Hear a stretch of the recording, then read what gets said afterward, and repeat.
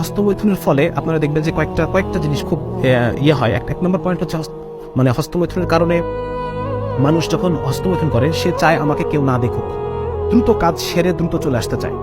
এই একটা জিনিস কাজ করে। এর ফলে যেটা হয়, হস্তমৈথুনে যারা আসক্ত তাদের মাথার মধ্যে একটা সেট পয়েন্ট তৈরি হয়ে যায় যে খুব লিমিটেড টাইমে আমাকে এটা শেষ করতে হবে।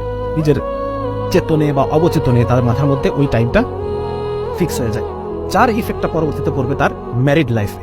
হ্যাঁ, তার বিবাহিত জীবনে গিয়ে সে দেখা যাচ্ছে স্ত্রীর সাথে সে খুব বেশিক্ষণ সে চালাতে পারতেছে না, তার আগেই তার